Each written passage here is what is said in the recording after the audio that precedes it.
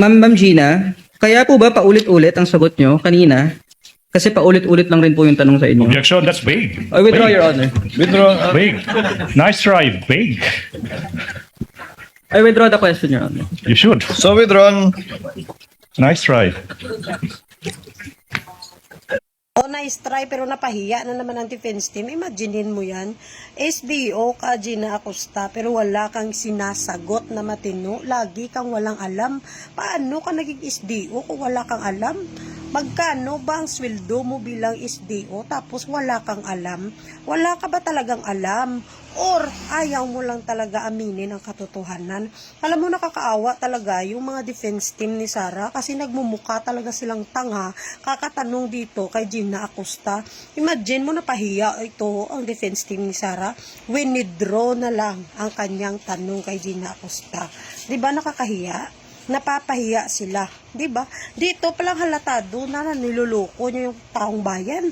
Pinapaikot-ikot niyo sa mga mudos yung mga animal kamo, 'di ba? Masyado yung niloloko yung mga Pilipino.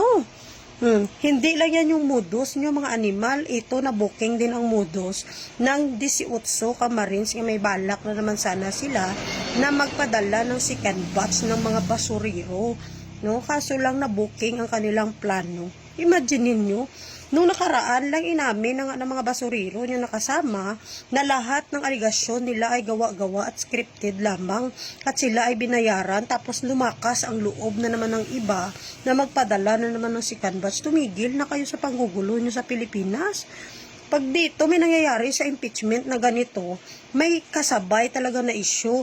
Kung hindi naman issue, mayroong ratings or survey na mangyayari para mapagtakpan ang pagbooking sa mga Duterte, no? Pansinin yung maigi ang cycle ang nangyayari, 'di ba? Maging vigilant tayo bilang isang Pilipino. Tingnan nating maigi ang nangyayari sa impeachment trial na ito. Napakahalaga ito, hindi to dahil Duterte ka lang or dahil hindi ka Duterte. Ito ay tungkol sa ating kaba ng bayan, pera ng taong bayan ang pinag-uusapan dito. Kaya magmatsyag tayo, tingnan natin yung katotohanan, baki-bakion, balansihon, tingnan natin kung ano yung totoo. Diba? Dito palang kay Acosta, panluloko, kitang-kita na natin, kung mapakinggan nyo ang kanyang sinasabi, ang kanyang mga sagot, mapansin nyo paulit-ulit, limitado. Wala nga siyang facial expression man lang. Diba? Malalaman mo talaga kung ang tinatanong sa kanya at ang sinasagot niya ay talagang parang kinabisado niya lang.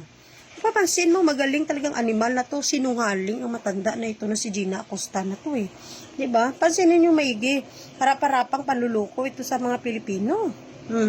Magagalit kayo? Pilipino ka rin, dapat magalit ka rin dahil niluloko ka.